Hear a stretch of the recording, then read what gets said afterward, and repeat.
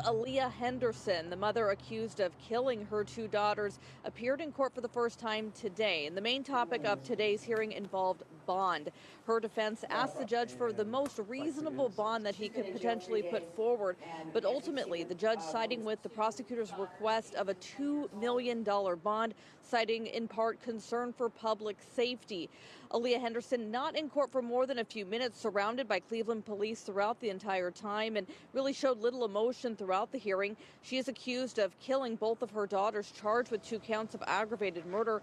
Her daughters' bodies were found in suitcases, dead on Monday earlier this week in Cleveland's Collinwood neighborhood. And earlier this week, 3 News spoke with the father of one of those girls, who said that he is devastated. She's at 100% fault, but the system at fault with her. They played a big part in the murders of these two children. And later this evening, a candlelight vigil is expected to be held near the field where those girls' bodies were found. There is already a growing memorial for the 2 of them. A man walking his dog through a quiet field in Cleveland stopped because the dog would not move on. At first, it looked like trash. An old suitcase, half buried near the grass, sitting in the cold ground near East 162nd Street and Midland Avenue in Cleveland's South Collinwood neighborhood. It was Monday, March 2, 2026, the kind of evening that should have ended like any other. A walk, a leash pulled forward, a return home before dark. But this time, something in that field broke the routine. Something about the suitcase felt wrong. When that suitcase was opened, this stopped being a strange discovery and became a homicide investigation. Police were called to the scene near East 162nd Street and Midland Avenue, and officers with the Cleveland Division of Police moved in quickly. What they found was not abandoned property. It was the body of a child. And before that shock could even settle, investigators made another discovery nearby. There was a second suitcase. Inside that one was another child. In a matter of moments, one disturbing scene had turned into one of the most horrifying cases Cleveland had seen in 2026. Welcome to Shocking Crime Stories. In today's case, the case of the day, we are looking into the Aliyah Henderson case. Do not forget to subscribe to our channel and tell us where you're watching from. Now let us get into it. What made the discovery even more chilling was the setting. This was not some isolated forest miles from the city. This was Cleveland. This was South Collinwood. This was near homes, streets, and a school area familiar to people who lived nearby. According to public reporting, the suitcases were found in a field near Ginn Academy. That detail matters because it reminds you how close horror can sit to ordinary life. Children go to school. Families go to work. Dogs get walked. And somewhere in the middle of that normal world, 2 suitcases had been left in the ground with the bodies of 2 girls inside. Very early in the case, authorities did not publicly identify the children. Investigators had to work carefully. The bodies were found in a condition that required forensic examination and DNA testing before names could be confirmed. That delay only deepened the fear around the case. 2 children had been found, but the city did not yet know who they were, where they had come from, or who had left them there. That uncertainty created a different kind of terror. It meant there were families somewhere in Cleveland who did not yet know the worst news of their lives was already moving toward them. As the scene was processed, investigators had to answer the most basic questions first. Who were these girls? How long had they been there? How had they died? And why would someone use suitcases to hide their bodies? Publicly, not all of those answers came at once. In fact, one of the most important facts remained unresolved even after the case moved forward. The exact cause of death had not been publicly released by the time prosecutors announced later charges. The manner of death was preliminarily determined to be homicide, but the cause itself remained under investigation. That gap in the public record would become one of the most haunting features of the case. At that stage, the field told investigators only part of the story. 2 suitcases, 2 children, a burial attempt that, according to reports, was shallow enough for a dog walker to notice. That alone suggested something rushed, desperate, or careless. Not because the act itself was small, but because whoever left those suitcases there had not erased the evidence well enough to keep the truth buried.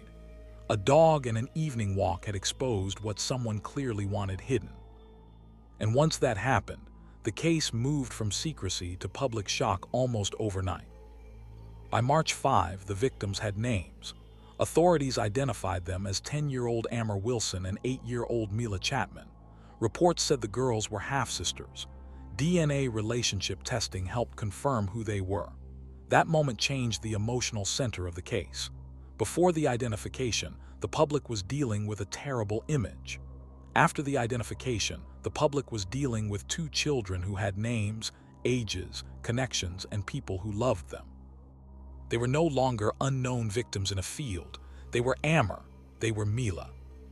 That shift matters in true crime storytelling because it is the line between shock and grief. Shock pulls people in. Grief keeps them listening. Once the girls were named, the case became more than a police investigation. It became a human story about two sisters whose lives had ended before the city even knew they were missing. That is part of what gave the case such force in the news. The details were horrifying, but the victims were children, and that made every update heavier. Every scene, every police statement, every court filing would now be measured against those two names: Amor Wilson, Mila Chatman. Even at that early stage, the facts that were public already suggested this was not random. Two children being placed in separate suitcases and left in the same field pointed to intention. The location, the concealment, and the condition of the scene suggested that someone had made decisions before the bodies were brought there. Investigators did not need to explain every detail publicly for people to understand that this case had layers. There was the field where the suitcases were found. There was the timeline before they arrived there. And there was the question sitting behind all of it. What happened to these girls before they ever reached that patch of ground in South Collinwood? That question is where the first chapter of this case truly begins, because the field was not the beginning of the story. It was only the place where the story became visible. Somewhere before Monday evening, March 2, 2026, two girls had moved through their final hours. Somewhere before the dog walker stopped, someone had chosen that location. Somewhere before police stretched tape across that field, the truth had already passed through a home, a vehicle, a conversation, a set of movements that investigators would now have to reconstruct piece by piece. The field was only the ending of one part of the crime. The real mystery was what came before it. And then another detail made the case even harder to process. These girls were not strangers to one another. They were sisters. That meant the person responsible had not only ended two young lives, they had destroyed an entire family structure in one act. Public reporting would later bring in the voices of relatives and fathers, and those voices would turn the case from a crime scene into a collapse of trust, safety, and home itself. But at this point in the timeline, the public did not yet know how close the case was about to move toward the center of the family. What Cleveland knew by then was enough to create outrage and fear. Two girls, ages 10 and 8, found dead in suitcases in a field, their names now public, their deaths ruled homicide in preliminary findings, their cause of death still withheld, and investigators working fast. The city had the image, the city had the names, but it still did not have the answer to the one question everybody was asking. Who did this? That answer, when it came, would not point to a stranger passing through a dark field. It would drive the investigation somewhere far more disturbing. And that is where this case takes its next turn. By the time the public learned the names Amor Wilson and Mila Chatman, the investigation had already begun moving away from the field and towards something much more disturbing. The suitcases near East 162nd Street and Midland Avenue in Cleveland had given detectives the ending of one part of the crime. Now they needed the beginning. And very quickly, the case started pointing toward home. On Wednesday, March 4, 2026, just 2 days after the bodies were found in Cleveland's South Collinwood neighborhood, investigators made a major move. Aliyah Henderson, 28, was booked into the Cuyahoga County Jail. At that point, Police had not released every detail of what led them there, but the speed of the arrest told the public something important. Detectives were not wandering in the dark. They had already connected the field to a family, and the family to a suspect. Then came the detail that changed the emotional weight of the case all over again.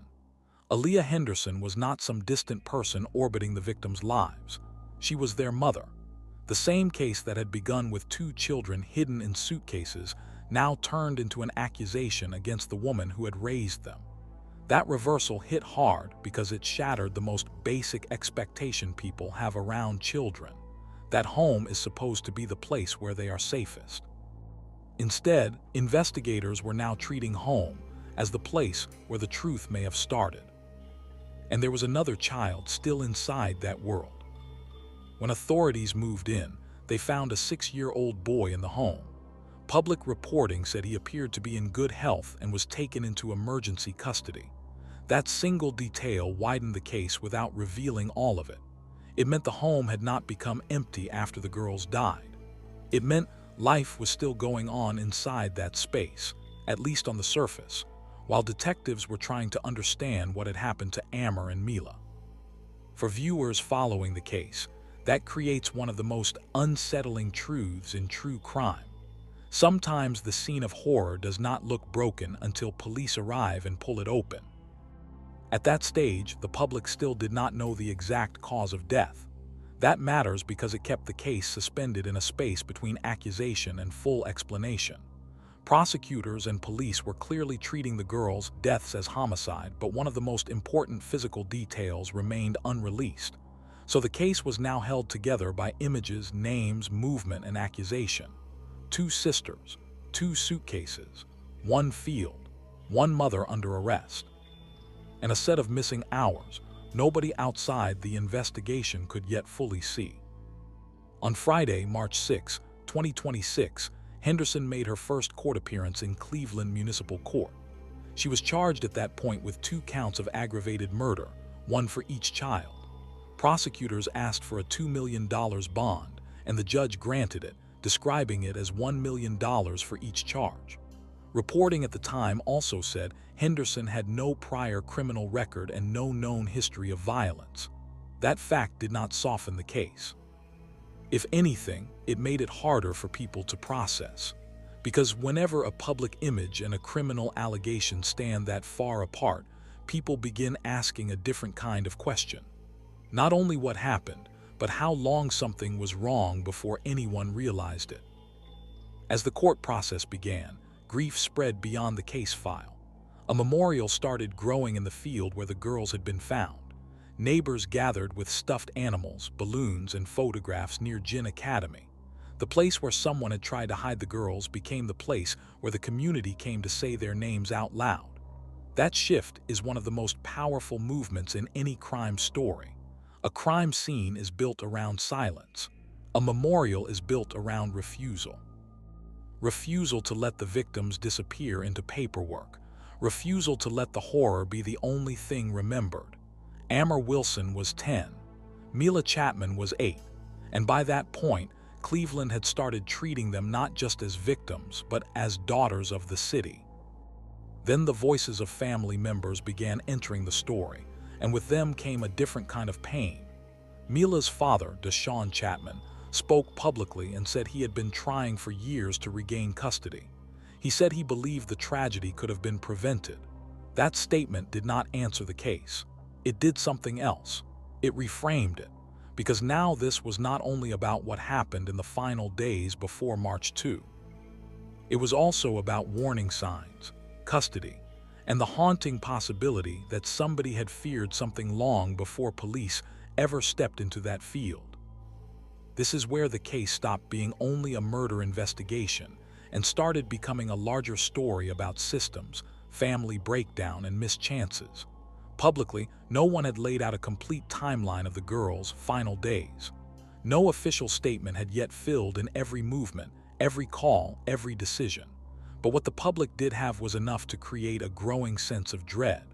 There were fathers speaking in grief, a child removed from a home, a mother held on a $2 million bond, and 2 girls whose bodies had been left in a field as if someone believed they could be buried not only in dirt, but in silence. The pressure around the case did not slow down after that first arraignment. On March 11, Henderson returned to court, and a judge assigned private counsel after rejecting a request for the public defender's office to take over the case. That may sound procedural, but in a true crime story, procedural moments matter because they signal direction. The case was not fatting. It was organizing itself for a longer fight. That tells viewers this was no longer a quick arrest followed by silence. It was becoming the kind of prosecution that would keep producing new chapters. Around the same time, footage from Henderson's arrest and jail intake also became public through local reporting. Again, those images did not prove guilt on their own, but in the public mind, they did something powerful. They turned a name into a face, and a face into a living center of suspicion. That is often the moment when a crime story stops feeling like news and starts feeling like a case people emotionally follow. Once the public can see the accused walk, turn, speak, or stand in court, the story becomes more immediate. It moves from imagination to confrontation. And yet, for all the movement, the most important darkness remained untouched in public. Investigators had a suspect. The city had names. The court had charges. But the full shape of the crime was still hidden. How did the girls die? When exactly were they killed? What happened inside the home before the bodies were placed in those suitcases? And was this case really as contained as it first appeared? Those questions hung over everything because the more the public learned, the more the edges of the story seemed to widen instead of close. That widening became impossible to ignore in the days that followed, because this case was about to grow beyond the arrest itself.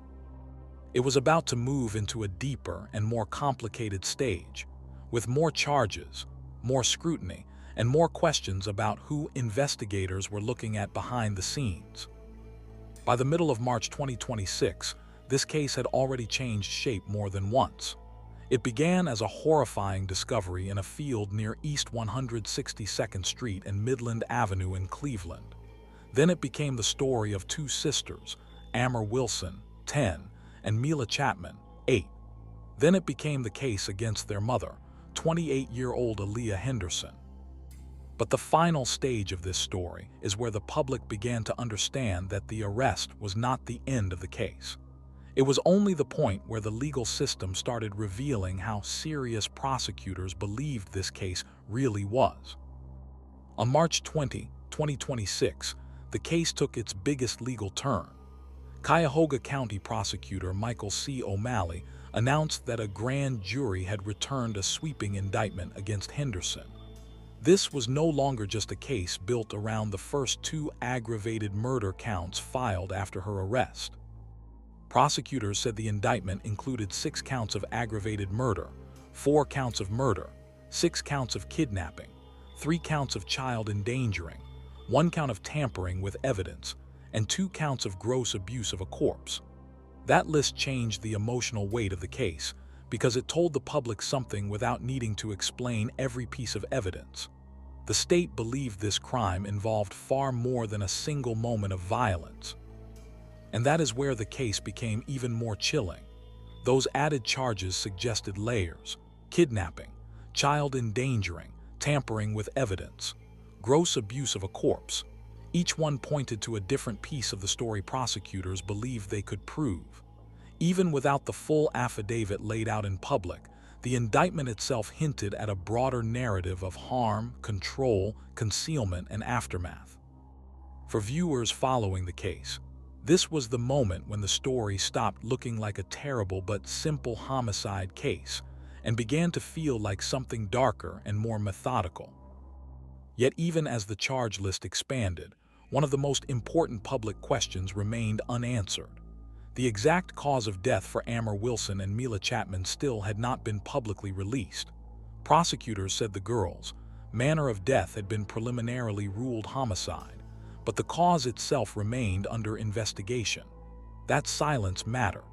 It meant the public could see the seriousness of the case, but still could not see its final physical truth. And in a case like this, that gap does something powerful. It keeps the story unsettled. It leaves viewers with the feeling that the darkest detail may still be ahead. Then, 5 days later, the story moved from indictment papers to a funeral. On Wednesday, March 25, 2026, family, loved ones, and members of the Cleveland community gathered at Mount Sinai Friendship United to say goodbye to Amor and Mila. Reports said attendees wore pink and purple for the girls. That image matters because it stands in complete contrast to the image that first introduced the case to the public: 2 suitcases in a field. Then a church filled with mourning, memory, and color. One scene was about concealment. The other was about bringing the girls fully into the light. By that point, Cleveland was no longer reacting only with shock. It was grieving. Reports from the funeral described the girls as loved, remembered, and surrounded by people who wanted their names to be more than part of a criminal case. In true crime, there is always a danger that the horror becomes larger than the victims. But here, the funeral pushed back against that. Amor Wilson was not just one of 2 children found on March 2. Mila Chatman was not just one of 2 sisters in the indictment. In that church, they were daughters, girls, children with lives that should have stretched far beyond 2026. The very next day, on March 26, 2026, Henderson appeared for arraignment in Cuyahoga County Court of Common Pleas. She pleaded not guilty. Her bond remained set at $2 million. Reporting said the case was moving toward a pretrial hearing scheduled for April 7, 2026, and that the matter had been assigned for further proceedings in Cleveland. This was the moment when the courtroom formally took over from the crime scene. The public shock had become a prosecution, the headlines had become a docket, and the legal battle ahead was now real. That arraignment was important not because it resolved anything, but because it confirmed the shape of the fight to come. A not guilty plea means the case now moves into the long process of hearings, arguments, motions, evidence disputes, and eventually, if it gets there, trial.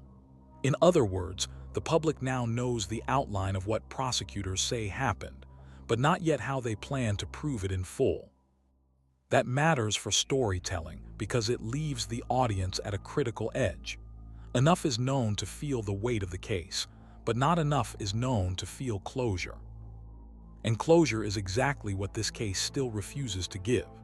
As of March 29, 2026, the public record still leaves major holes. It does not fully explain the girls' final timeline. It does not publicly spell out the exact cause of death. It does not answer every question about what happened inside the home before the bodies were placed in suitcases. It does not tell the public whether any other person will eventually face charges. That is why this story continues to hold attention. Because even with the arrest, the indictment, the funeral, and the arraignment, the center of the case remains painfully incomplete. There is also one more reason this case hit so hard. It forced people to confront 2 different kinds of horror at once. The first was physical. 2 young girls found in shallow graves in suitcases in a Cleveland field near a school. The second was emotional. The person accused was their mother.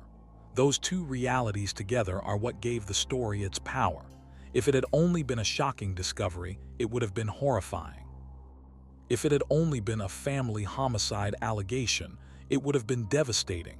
But combined, they created a case that felt almost impossible for people to process in one piece. And maybe that is why the image has stayed with so many people, not just because of what was found, but because of where the story led. It started in open ground under the sky where someone likely hoped the evidence would stay buried. But step by step, the case moved out of that field and into full public view. First came the names, then the arrest, then the courtroom, then the funeral. Each stage forced the city to look harder at what had happened and to understand that this was not an anonymous crime passing through the news cycle. It was a wound carried by Cleveland itself. So where does that leave this story now? It leaves it in a place that true crime reaches only when the facts are strong enough to accuse, but not yet complete enough to satisfy. Aliyah Henderson has been indicted. She has pleaded not guilty. Amor Wilson and Mila Chatman have been laid to rest. The next legal stage was set for April 7, 2026. But the heart of the case, the final truth of what happened in those missing hours before March 2, still sits ahead of the public, waiting to be pulled into the light. And that is what makes this case so haunting. A dog walker in South Collinwood found what someone tried to bury. Cleveland police uncovered what someone tried to hide. A grand jury turned suspicion into a sweeping criminal case. A church full of mourners gave 2 girls back their names and dignity. And now the courts will decide what can be proven, what cannot, and whether the story the public has been watching since March 2, 2026, ends with conviction, more revelations, or questions that never completely go away. Some crimes shock a city for a day. Some stay longer because of how brutal they are. But the Aliyah Henderson case remains heavy for a different reason. It is not only about what was done. It is about the age of the victims, the way they were found, the family connection at the center of the charges, and the silence that still surrounds some of the most important answers. That is why people are still following it. That is why people are still asking what else investigators know. And that is why this case has not let go of Cleveland. Before you click away, stop for a second. Because this case did not begin in a courtroom. It began in a field on March 2, 2026, near East 162nd Street and Midland Avenue in Cleveland, where 2 suitcases were left behind as if no one would ever open them. But someone did. And that single moment forced everything into the light. 2 names, Amor Wilson and Mila Chatman. 2 lives that should have continued far beyond that day. And now, a case that is still unfolding, still unanswered, still sitting in a courtroom waiting for the full truth to come out. Because here is what makes this story different. We know who has been charged. We know what prosecutors believe happened. But we still don't know everything. We don't know every moment inside that home. We don't know exactly how those final hours unfolded. And we don't know if every person connected to this story has been fully accounted for. And that is why cases like this stay with people. Not just because of what happened, but because of what is still missing. So now I want to hear from you. Do you believe this case is exactly what it looks like on the surface? Or do you think there is more that investigators have not revealed yet? Drop your thoughts in the comments. And before you leave, if you want real, detailed updates on cases like this as they develop, subscribe to Shocking Crime Stories. Because when this case moves forward, when new evidence comes out, when the courtroom starts revealing what really happened, you will want to be here for it. And trust me, this case is not over.